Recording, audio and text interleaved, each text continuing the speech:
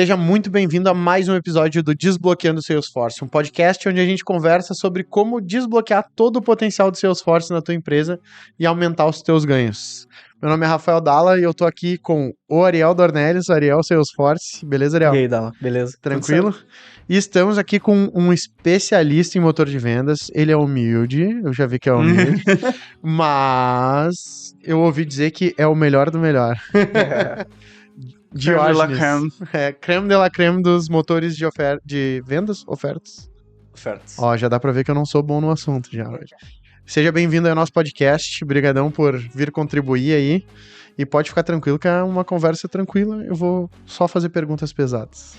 Ok, obrigado, gente. Belezinha? Hoje a gente vai conversar sobre como um motor de ofertas integrado ao Salesforce impulsiona as vendas.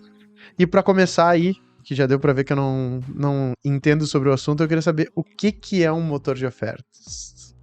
O motor de ofertas, ele é basicamente um gerenciador de regras comerciais. Na verdade, não só regras comerciais, porque ele é aplicável a todo e qualquer contexto dentro de uma empresa. Hoje a gente está trabalhando com o setor comercial de uma empresa e por isso a gente está chamando lá dentro, porque ele é personalizado também, né? Ele tem o core, ele tem o seu funcionamento padrão, mas ele é personalizável a cada negócio. Então, hoje estamos trabalhando com um motor de regras comerciais, um motor de políticas comerciais.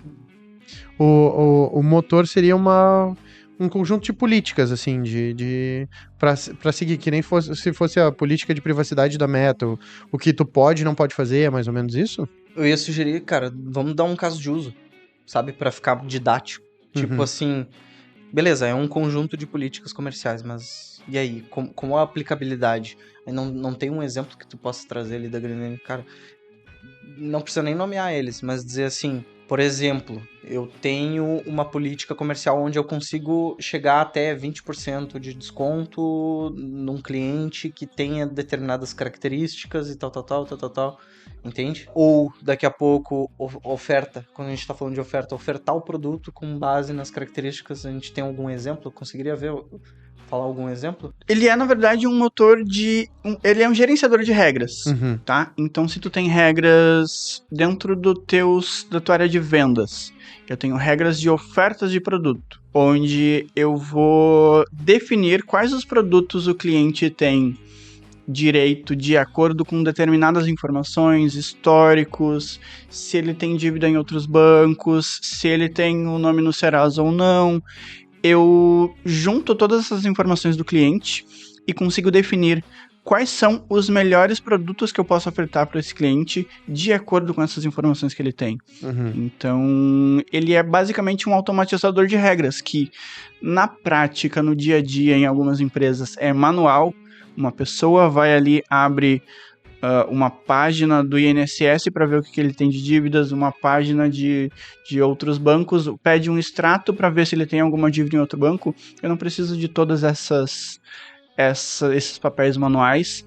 Se eu fizer esse motor automatizado, consultando informações em outros lugares e processando as regras para definir quais são as melhores condições para esse cliente. Ele faz como se fosse um gerenciamento de risco, esse motor também. De gerenciamento de risco, cálculos, eu posso definir a margem do que o cliente tem disponível com determinadas regras, a margem o quanto o cliente pode pagar por mês por aquele produto para definir o valor de parcela, entendeu? Daqui a pouco, se eu tô comprando 100 mil unidades de produto ali, o preço é 1. Se eu tô comprando 1 milhão de unidades daquele produto, esse gerenciador gerencia descontos. Consigo fazer todo o gerenciamento do que seria alguém calculando na mão. Entendi. Eu consigo gerenciar ali dentro dele. Isso daí, só um parênteses, isso também é algo bem praticado, né, no setor financeiro. Né? Muito praticado no setor financeiro, porque a maioria dos bancos, eu diria que, todos os bancos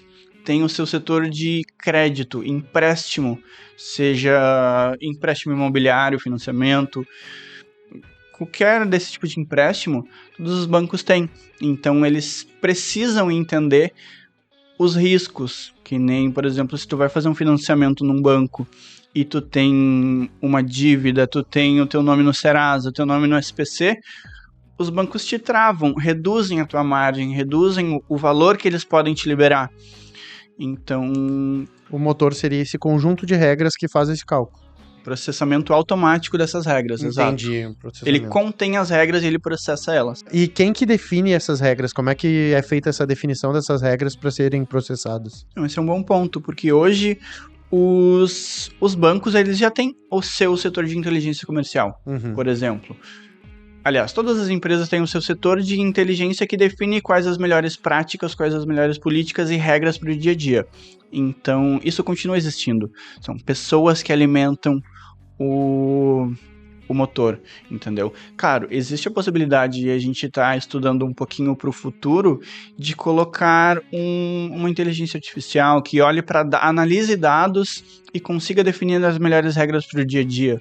Mas isso aí é um pouquinho mais para o futuro. Mas hoje a gente ainda conta com ao menos uma pessoa que defina as regras e informe as regras para dentro do motor.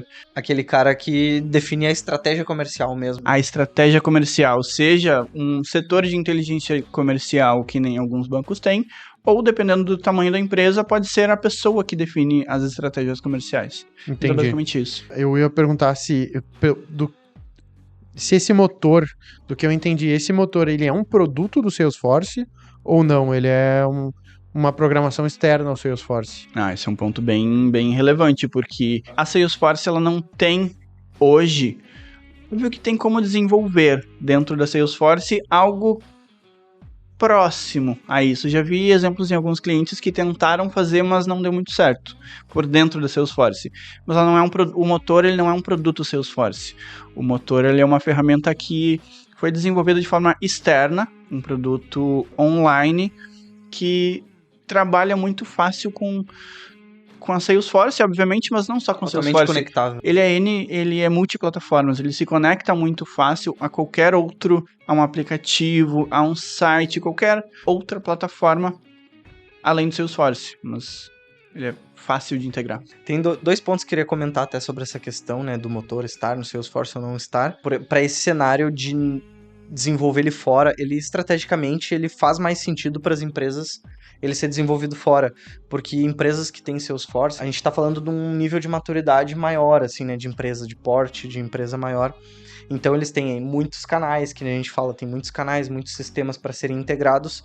Então, estrategicamente, olhando a questão de arquitetura, de conectividade e tudo mais, é melhor deixar ele fora, desacoplado do CRM, que ele vira realmente um produto do core das empresas, né? Principalmente do setor financeiro. É um produto core deles. Exato. A gente tem um exemplo que a gente está implementando nesse exato momento, que o cliente teve necessidade que a gente implementasse de forma offline, fora da Salesforce, fora de qualquer outra plataforma web, dentro do dispositivo móvel do vendedor, entendeu? Dentro do celular, dentro do tablet, que aquilo ali funcionasse 100% de forma offline.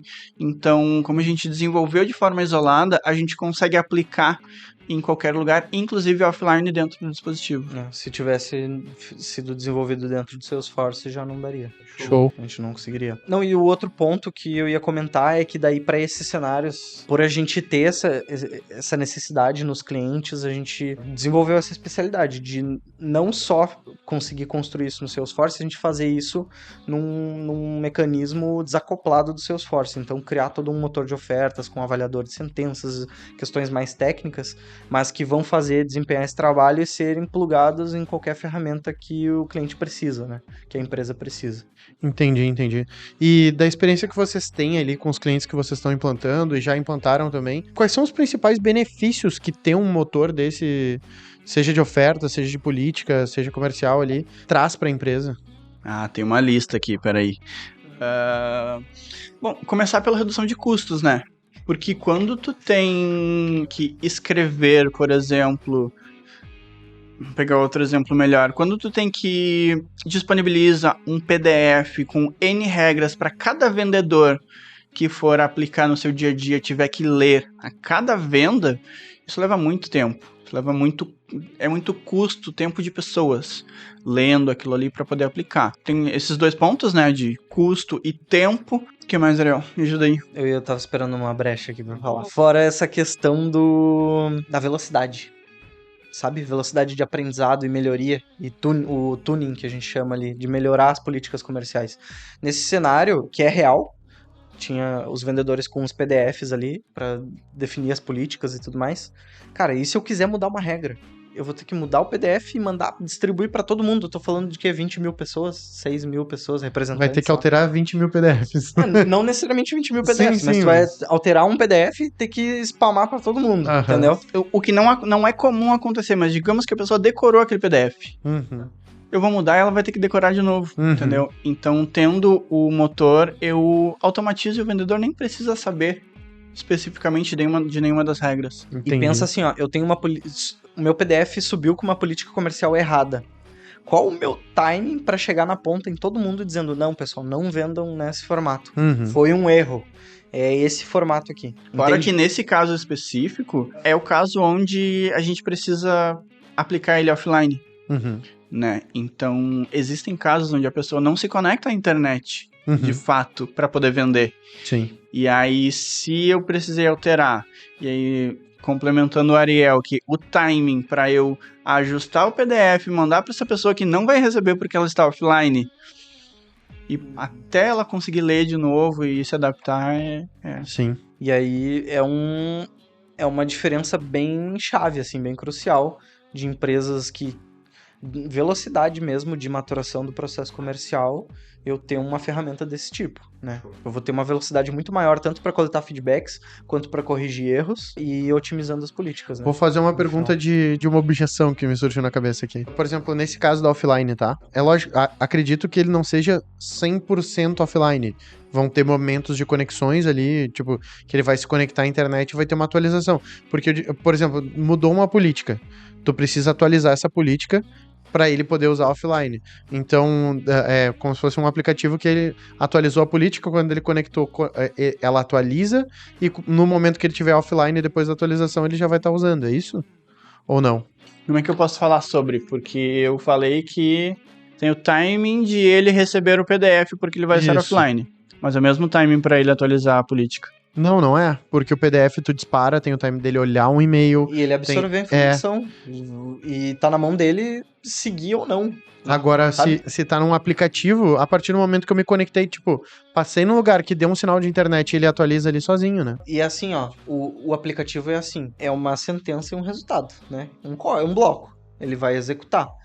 O PDF não, o PDF é interpretado. O PDF, o cara... né? Assim. Existem inúmeras variáveis no meio do caminho. Se o e-mail realmente chegou na caixa de entrada, se a pessoa vai... Que horário, quando que ela vai abrir o e-mail dela, quando que... E nada garante que ela vai seguir aquele processo. O ponto, né? No momento em que tu tá no aplicativo e tu atualiza ele, cara, toda oferta que tu fizer vai seguir esse fluxo. Deixa eu complementar esse ponto, então, porque... usando o exemplo que a gente tem no cliente atual, que a gente está desenvolvendo lá, isso acontece muito, de o vendedor ele simplesmente não quer aplicar. E aí existe hoje um relatório que mostra um gráfico de pessoas que usam essas regras e aplicam mais do que deveria. E existem pessoas que não aplicam nada, porque 80% são dessas pessoas que não aplicam nada porque não gostam de ter que estar lendo aquele PDF o tempo todo, né? Em contrapartida, essas pessoas que aplicam as regras têm uma quantidade muito grande de liberar desconto, por exemplo. Então, se todas essas pessoas, esses 100%, aplicassem todas as regras, isso, de forma não tão controlada assim, pode acabar gerando um prejuízo muito grande, né? Então, esse motor, no momento em que ele começa a existir, ele vai cadenciando. Ele vai aplicando para uma quantidade maior de pessoas que não recebiam descontos antes.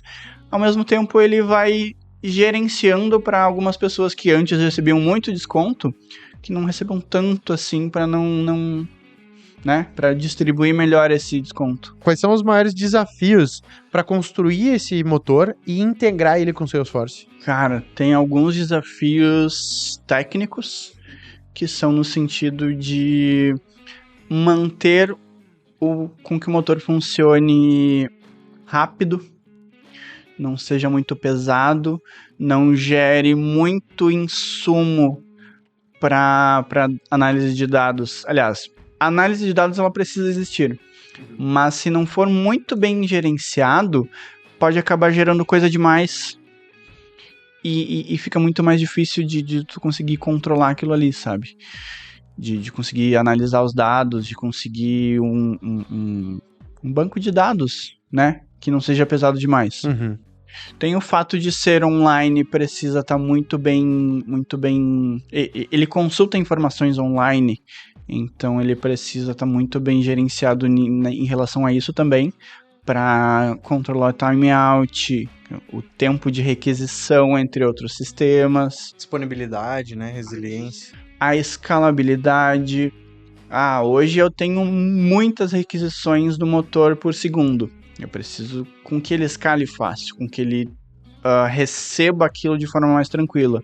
Ou não, hoje eu não tenho quase nenhuma requisição. Final de semana o pessoal não está muito usando o sistema. Eu não preciso estar com ele tão usando tantos recursos de hardware, né? Eu posso economizar um pouco em relação a isso. Esse é um dos desafios também. Um exemplo é para ele, por exemplo, empresas aí de varejo, tipo, conseguir dar conta numa Black Friday, por exemplo. Black Friday, exato. Em dia de semana, quando as pessoas estão trabalhando, as pessoas não compram tanto. Mas se tu for pegar uma Black Friday, um Natal, sim, um pico de movimentação ali. E ele precisa dar conta, entende? De forma que eu otimize o custo com recursos de hardware. Entendi. Né? Esse é um desafio muito desafiador. Tem outro ponto também que eu citei, que é análise de dados. De tu gerenciar isso para que ele te retorne insumos. Para que a análise de dados seja bem construída, isso precisa ter um alinhamento com o time de dados, ou precisa ter um alinhamento com a pessoa que vai gerenciar isso, que vai controlar os dados, muito grande. Porque senão tu vai colocar um monte de informação lá e a pessoa não vai saber se organizar. Então tem que ter isso muito bem gerenciado também. A cultura afeta. A cultura da empresa afeta. A cultura afeta, perfeito. Outro ponto que eu ia citar também é ainda mais especificamente sobre a cultura da empresa. Porque as pessoas hoje elas estão muito acostumadas com o meu papel e caneta que ele está funcionando muito bem. Né?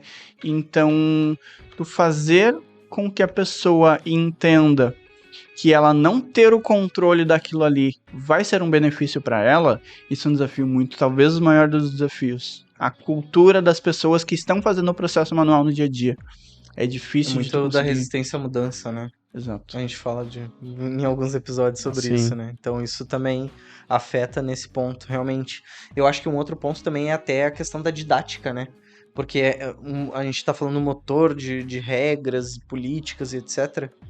E isso é meio abstrato, né? É difícil, às vezes, da pessoa que não tá visualizando ou não tem a experiência com isso, dela ver aquilo no dia a dia dela, né? E ficar mais didático. Isso também eu vejo como um desafio. Né? Exato. Pegando uma ponte aqui com a Salesforce, quando tu precisa mostrar uma visão 360 para o cliente, essa visão 360 aqui vai te dar essas informações para te poder ter um controle do teu cliente mais adequado.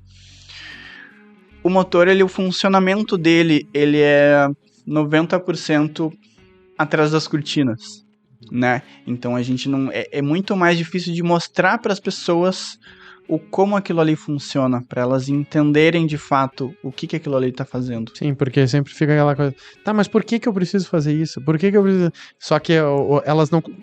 É muito complexo de explicar o porquê de cada coisa de um conjunto de regras tão grande. Que eu consiga mostrar. Sim, entendi. É bem complexo. Às vezes até mostrando é difícil. Já aconteceram algumas vezes.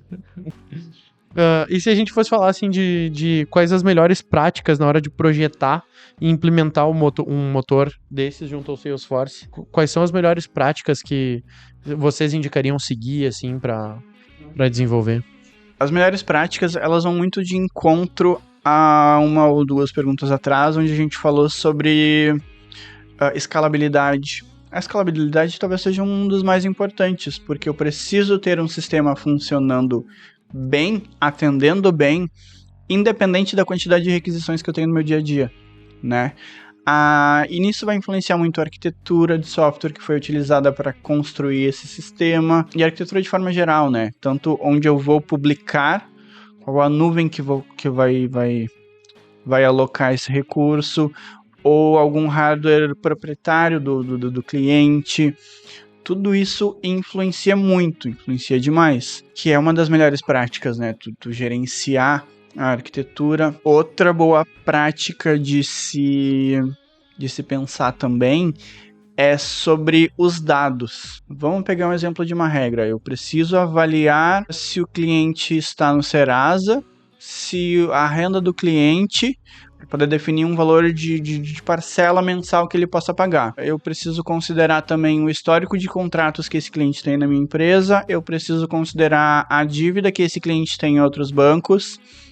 Então, os dados, a forma como eu vou consultar esses dados, por exemplo, se eu preciso fazer uma consulta, preciso buscar uma informação fora da minha empresa, se eu tiver que buscar essa informação fora da minha empresa o tempo todo, pode acabar ficando pesado. Então, se eu consultar uma vez e guardar essa informação num cache ou em alguma coisa nesse sentido, eu já reduzo muito o tempo de processamento daquele cliente. Se eu tiver que executar N vezes, enfim. Então, eu ter um gerenciamento de como eu vou consultar as informações que eu vou usar para executar essa regra. Sim. Esses dados impactam também na questão de fluxo dos limites ali do Salesforce ou não? Se eles forem armazenados dentro do Salesforce, sim. Mas como a gente está falando do motor externo, não. Ele vai... Depois o Salesforce vai consumir esse motor, né? Para pegar os outputs desse motor, para daí seguir com a venda. Sim, ele só faz uma consulta no motor. Mas não é uma boa prática, a gente não costuma. Tanto que nesse projeto a gente nem vai colocar os dados lá no Salesforce. Não. Os dados, todos os dados que o motor mesmo precisa estão ou dentro dele, ou em fontes onde o motor vai consultar essa informação. Não pode ser que exista alguma coisa dentro do Salesforce, pode ser que sim, mas não é alguma coisa do Salesforce propriamente dito. Entendi. Ainda falando sobre boas práticas, a análise de dados para manutenção de políticas, para estratégias, porque, né, principalmente com financeiras, financeiras ou varejo, as estratégias podem mudar o tempo todo, né? Então, eu ter insumos para poder analisar como é que estão as vendas, como é que estão sendo aplicados os descontos, para ver como é que estão sendo aplicados. Se, por exemplo, tem um motor de fraudes, se esse motor de fraude está conseguindo avaliar tudo que precisa e eu estou reduzindo a minha perda, por exemplo. Então, a análise de dados, o gerar insumos que fiquem fáceis de poder analisar depois, é uma boa prática bem importante, bem relevante. Entendi. E como que vocês fazem hoje na SR ali para garantir que que esse sistema integrado ali seja escalável, que tenha aquela capacidade ali, de repente, de suportar uma Black Friday? Como é que vocês se comportam em relação a isso na hora de desenvolver esse motor? Aí vai muito em relação à arquitetura, né? Hoje a gente utiliza uma arquitetura em nuvem, que ela funciona com a gente aplicando o Kubernetes, né? Que é uma ferramenta que ela cria um container e tu coloca a tua aplicação lá dentro, né? E tem uma forma de gerenciar esse container que disponibiliza o recurso, que tu consegue duplicar ou replicar quantas vezes tu quiser, porque tá na nuvem e é muito fácil de gerenciar o recurso de hardware que tu tá utilizando. Então, hoje a forma como a gente utiliza é isso. Tem um recurso chamado Auto-Scaling do Kubernetes, que a gente utiliza, onde conforme ele for recebendo requisições, conforme o motor vai recebendo requisições para a execução do motor, ele já vai escalando, criando novos containers com a mesma aplicação, apontando para o mesmo banco de dados, apontando, sabe, todo igual, só que só replicando até o momento em que ele entende que agora eu consigo dar conta de todas as requisições que eu estou recebendo. É meio ele é autogerenciável. Assim, autogerenciável, isso. Me fugiu na hora, mas o auto-scaling é autoescalável. É bem isso. Uma analogia legal do que a gente estava falando vindo para cá, inclusive. Tipo, a gente tá na BR ali, tá com 2 vias, tá congestionadaço, e aí esse auto-scaling vai lá e disponibiliza uma terceira via, uma terceira faixa, e aí pra desafogar o trânsito. Aí no momento só que aqui é um pouco mais dinâmico, no momento em que, cara, já o fluxo já diminuiu, já não tá tão intenso, eu consigo reduzir. Entendi. Né? Então, e aí isso otimiza o custo, né, no final. Esse auto-scaling aí é o Waze do Salesforce, do motor de... É o Waze do motor de regras. Do motor de regras.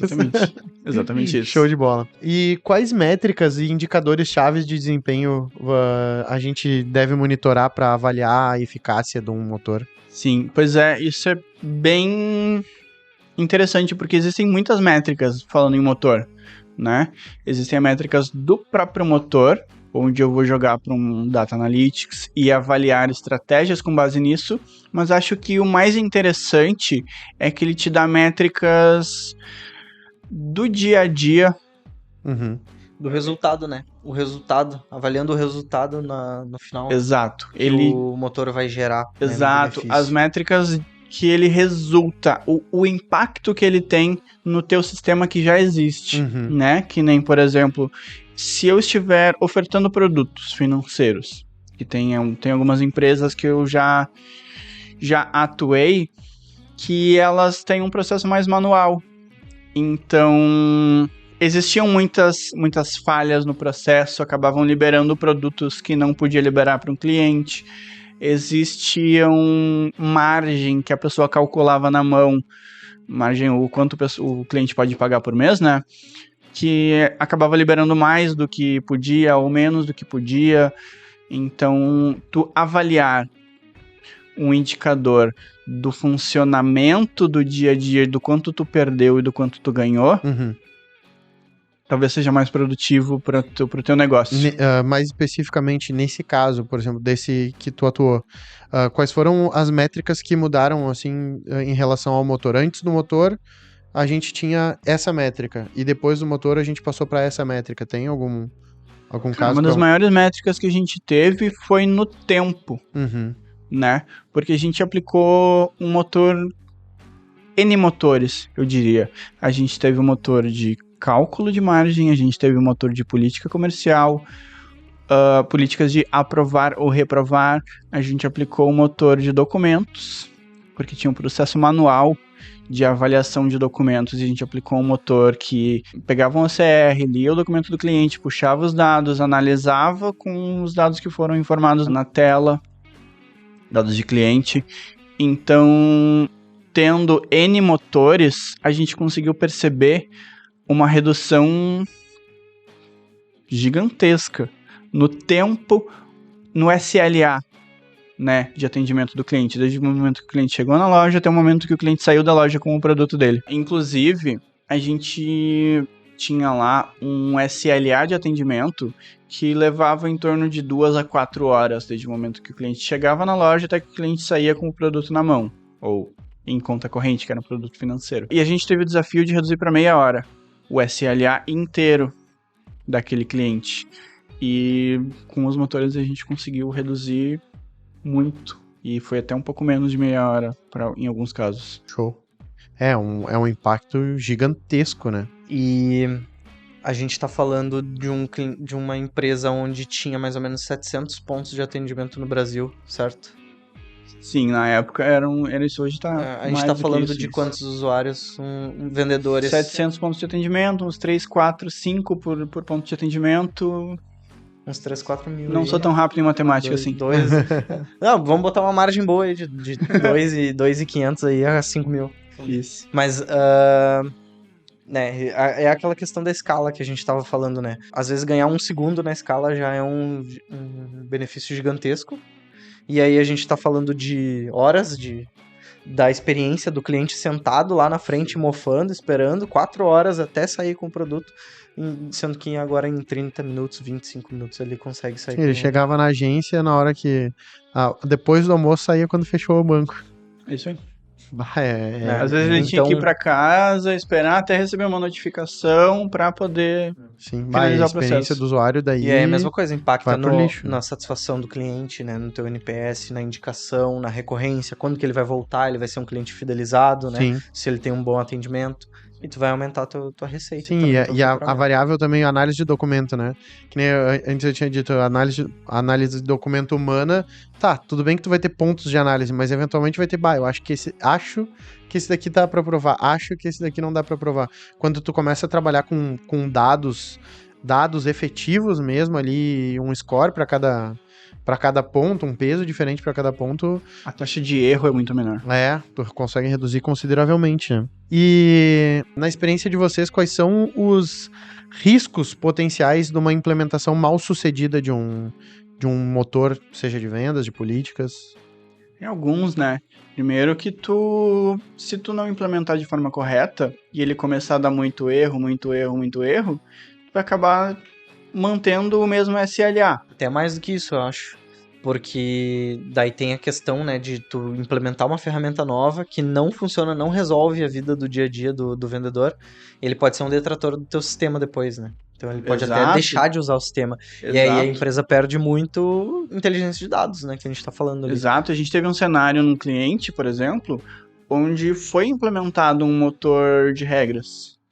Só que era um motor de regras que foi desenvolvido de forma fixa dentro do sistema, dentro do código, dentro do software em si, entendeu?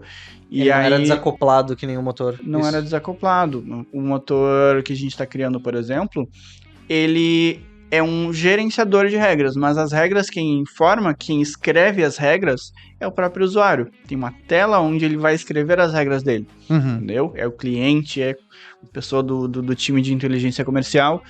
Então, nesse cenário que a gente teve, foram construídas dentro do software as regras. Então, tu não tem quase nenhuma flexibilidade, não tem dinamismo, tu não consegue mudar a qualquer momento as regras que precisa, sabe? Outro risco muito grande é tu não ter dado, tu não ter informação, sabe? Tu não poder quantificar, metrificar o quanto aquilo ali tá sendo benéfico pra ti. Porque, de repente, não foi até pior do que... Sim. Esse que vocês estão criando hoje é para qual cliente? O motor? É da Grendene. Da Grendene? É. E qual é o que tava... O porquê que vocês estão... Qual era o problema que eles tinham que vocês estão solucionando com o motor? O problema que eles tinham, até a gente citou em algum momento ali, só que não citando nomes, foi esse de eles estarem criando as regras e estar disponibilizando para todos os vendedores no PDF. Entendi. E aí o vendedor ora aplicava, ora não aplicava, tudo estava na mão do vendedor. A gente está tirando isso da mão do vendedor e automatizando para que seja mais bem distribuído. Show de bola. Isso daí, pra mim, é uma dos maiores prejuízos que a empresa pode ter, é não ter a quantidade de informação que a empresa deixa de ter porque está num processo manual onde eu não tenho o registro desses dados. Sim, não tem uma dinâmica de distribuição. A aplicação não está na mão da empresa. A aplicação está na mão do vendedor. Sim. Aquela famosa frase, né? O que não pode ser medido não pode ser melhorado, né? Sim, tu não consegue ter uma inteligência zero ali de dados, né?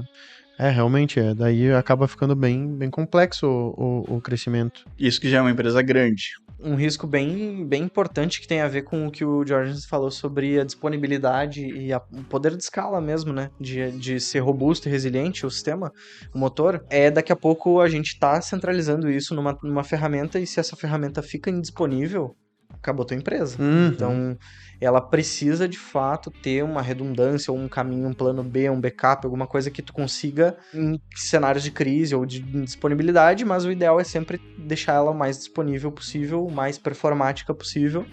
Mas essa questão, né, de não estar em algum momento de crise ficar indisponível, a gente tá falando da mesma forma que esse motor ganhou muito tempo. A gente fez um saving ali de tempo no atendimento gigantesco. Se dá um problema, em escala também esse problema. Então tem que ser é um risco que tem que ser bem mitigado aí. Bem colocado, porque ele precisa ter válvulas de escape, porque também tu ficar muito inflexível pode não ser tão benéfico pro teu... Por exemplo, se tu estiver em uma negociação com o cliente, o motor te deu sei lá, um desconto de 5%. Mas em negociação com o cliente eu gostaria de dar 6%, 10%. Então, se eu não tiver uma flexibilidade ali, eu posso acabar perdendo o cliente, né? Essa flexibilidade é interessante.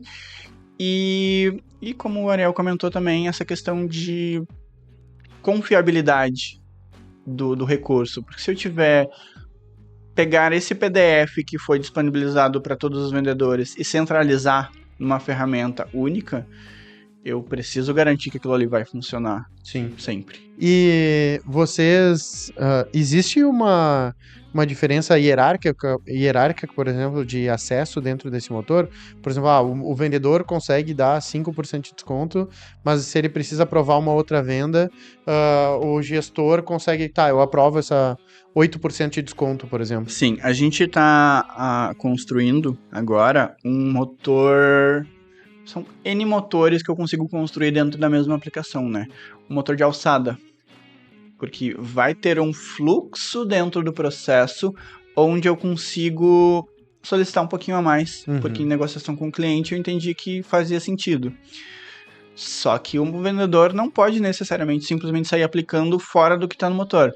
E aí sim, vai ter um fluxo onde vai passar por um motor de alçadas e o motor vai aplicar a alçada conforme o valor, conforme o nível de risco, e aí vai entregar para a pessoa adequada avaliar se aquilo ali faz sentido ou não naquele momento. Entendi, ele vai para uma aprovação daí. É um cenário bem comum, né, que a gente vê ali de empresas com políticas comerciais e tudo mais. Eu tenho as alçadas, né, o que o meu vendedor consegue dar de desconto se eu preciso de mais alguma coisa. O gerente, aí ele vai subindo na hierarquia e tem cenários onde só o presidente, o diretor, o executivo, ele pode dar o aval. Então tem todos esses níveis aí. Se for pegar o desconto que foi liberado 5%, mas eu quero dar 50% de desconto para esse cliente. Manda pro diretor, manda pro CEO, porque isso aqui ninguém vai ter... Sim, é um desconto estratégico daí, né? Exato.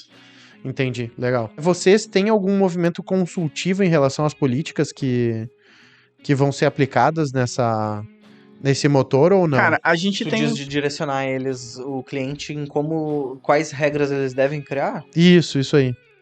Alguma forma... Normalmente eles sabem, né? As políticas deles, né? Muito do contexto. Exato. Normalmente o cliente já conhece o seu negócio, né? Já tem uma área de inteligência, já tem uma pessoa que define quais são as condições comerciais e as estratégias. Então, seria muito específico, porque ele é um motor abrangente, ele atende qualquer área de negócio. Então, não necessariamente a estratégia que a gente aplica para um cliente pode ser a mesma que seja aplicada para o outro. No final até pode agregar, né? Ser um benchmark, Sim. Né? E tal. A gente diz, em outro cliente a gente fez de um jeito e tal. Mas normalmente isso vem do isso, mas não no formato de consultoria, é mais no formato de dicas. Exato. Entendi. E na carreira de vocês aí, qual o exemplo de... Acho que a gente até já falou ali, mas não sei se tem algum outro exemplo de sucesso de implantação de um motor de venda, seja, ou de políticas, ou de alguma coisa assim. Isso aí a gente falou já antes, acho que a gente antecipou essa pergunta. A gente acabou com o caso da esteira lá. Sim, a questão com N motores, financeira ali, a questão financeira. Aquele ali foi o caso de maior sucesso que vocês atuaram ali. Exato. Show. E esse vai ser o próximo agora. Próximo? O do motor da Grenade. Sim, o próximo. Vai ser um bom case. E tá se encaminhando o próximo case. Exato. Cara, como a gente tava conversando ali antes e a gente identificou de novo que a cultura da empresa, ela sempre acaba afetando ali de alguma forma em todos os pontos da empresa, né? A cultura empresarial. Como que tu sugere que as equipes de venda e marketing se adaptem, assim, ao novo sistema, a um motor? Como é que vocês poderiam sugerir, assim, para a empresa aderir, seguir e entender o processo do motor? A adaptação ela é mais fácil, né? Só que nem a gente comentou antes, tem a questão de cultura, de entenderem como é que as coisas funcionem. Mas a adaptação ela funciona mais no formato de treinamento para ensinar como é que a ferramenta funciona, mas o processo como um todo, ele continua seguindo da mesma forma como era antes. Só no formato onde a gente vai tirar o papel e caneta, a gente vai tirar o processo manual e automatizar ele. A gente só vai tirar um processo do meio do caminho. Então, ele é bem natural até, ele é bem fácil. Que nem eu comentei ali, a gente precisa treinar as pessoas para o que tu escrevia na mão, o que tu analisava manualmente, agora isso aqui vai ser assim, assim, assim. Vai ser nesse formato aqui, e tu vai escrever nesse formato uma vez e não vai precisar mais botar a mão. Show. Acho que a maior diferença nesse caso seria para quem vai escrever as regras, né? Que eu acho que é o que tem mais mudança ali, né? No Exato, dia a dia. Exato. E aí focar bastante no treinamento e entender aquela questão que eu falei antes do trazer o abstrato para algo mais concreto, de que como que ele criando aquelas regras ali, colocando aquelas sentenças numa política, isso vai impactar no funil de vendas, né? Ou numa esteira de crédito, etc. Na prática, no dia a dia da operação. Então esse é um belo ponto aí a ser focado, né, nesse momento aí, né, de mudança. Exato, no fim das contas, a maior mudança vai ser para a pessoa que define as regras, né? Que ela vai ter que fazer de uma forma diferente aquelas regras ali. Cara, e na opinião de vocês, quais habilidades profissionais são mais importantes para ter sucesso ali na construção de motores integrados ali no Salesforce? Cara, e na opinião de vocês, quais habilidades profissionais assim são mais importantes para ter sucesso na construção de motores integrados ali no Salesforce? Acho que tem bastante... Tem algumas, tanto em relação a hard skills, que são qualidades técnicas, quanto a soft skills. Tem, por exemplo, ter uma facilidade, uma flexibilidade para trabalhar com N tecnologias, principalmente porque cada cliente tem a sua necessidade, então pode ser que existam adaptações. O cliente que a gente está trabalhando agora, por exemplo, ele tem uma série de adaptações que precisaram ser feitas. Então, pode ser que tenha que trabalhar em outra tecnologia, pode ser que, adaptações tecnológicas mesmo. Se adaptar à stack que o cliente usa, né? Tem clientes que a gente fez o motor em Java, outros foi em .NET e por aí vai, né? Por exemplo, nesse projeto que a gente está agora, a gente começou a trabalhar com .NET. Ia ser 100% web, ia ser 100% online, para funcionar direitinho, todo em .NET. Mas aí o cliente veio com a necessidade de que precisava ser 100% offline. Precisava funcionar 100% offline. E eu não consigo, dentro do aplicativo que já existe hoje do cliente, e eu não consigo hoje desenvolver um plugin que se adapte fácil ao aplicativo do cliente, que já está em execução hoje. Então eu tive que mudar a tecnologia, reescrever tudo aquilo ali em TypeScript, para que fosse mais fácil de aplicar dentro ali do aplicativo, dentro do dispositivo móvel, e pudesse trabalhar offline. Fora as stacks de bancos de dados que eu tive que readaptar para que funcionassem bem ali. Então, é interessante ter essa adaptabilidade em N tecnologias, porque se for, por exemplo, só um desenvolvedor .NET que não consegue trabalhar com outras tecnologias, fica difícil. Também tem um ponto bem relevante, que é a necessidade de tu se comunicar com uma pessoa que não é nem um pouco técnica. Uhum. Vamos pegar o exemplo da Salesforce. Se tu está construindo uma Salesforce, uma página na Salesforce, tu consegue mostrar para a pessoa, é isso aqui que tu vai ter, consegue mostrar um exemplo, consegue mostrar como as coisas vão ficar estruturadas. O motor é mais difícil, porque o motor ele é uma ferramenta que funciona grande parte do tempo, 90% talvez, por trás das cortinas, por baixo dos panos. Ele vai funcionar fora do campo de visão das pessoas. Então, como é que tu vai explicar de uma forma não técnica para uma pessoa que não conhece nada, nenhuma questão técnica, entendeu? Tu tem que ter toda essa soft skill que eu comentei para te adaptar à comunicação a N públicos distintos. Entendi. Então esse é um ponto bem relevante. Sim, uma flexibilidade ali de conhecimento de tecnologia. Exato. Fora que a gente tem necessidades de negócio distintas. Uhum. Então, eventualmente, tu vai estar trabalhando com uma empresa do ramo financeiro que vai estar lidando com cálculo de margem do cliente, que vai estar calculando descontos do cliente. Ora, tu vai estar trabalhando com o setor calçadista, que é o caso da Grendene, que a gente tem que calcular o prazo de pagamento, tem que calcular, Sim, tem que inúmeras variáveis, metrificar e avaliar um sistema diferente, uma regra diferente, um cenário, uma indústria completamente diferente. Sim. Show de bola, Diógenes. Ariel, quer fazer algum complemento nessa questão de motor? Boa. Assim, até um ponto que eu queria falar é que a gente vê em alguns clientes nossos que estão começando a tracionar e querem, até sobre aquele ponto que eu mencionei antes, de ter velocidade, tanto no feedback quanto na evolução das políticas comerciais, do funil de vendas, do processo de vendas deles. Teve um cliente nosso que ele reclamava, cara, para eu lançar um novo produto, eu preciso de 2-3 semanas de desenvolvimento para eu conseguir montar uma oferta e vender no final. E o motor reduz drasticamente esse tempo de desenvolvimento para, na verdade, tempo uma oferta de configuração. Fácil, reutilizar as regras que já existiam para determinados produtos. Show. E aí, então, tem muito essa demanda por empresas que querem crescer com escala, querem crescer rapidamente. E o ponto, né, daí, se tem alguma empresa que está passando por esse desafio, eu sugiro chamar a SR aí, que a gente consegue fazer um diagnóstico, entender o cenário, entender o contexto da empresa, quais são os objetivos, para a gente pensar em melhores estratégias de políticas comerciais, motor de ofertas, para eles usarem no dia a dia. Show, e para eles entrarem em contato com a SR, além de ler o QR Code aqui na tela, como que se faz? srconsulting.io, nosso site, o @srconsulting também.io nas redes sociais.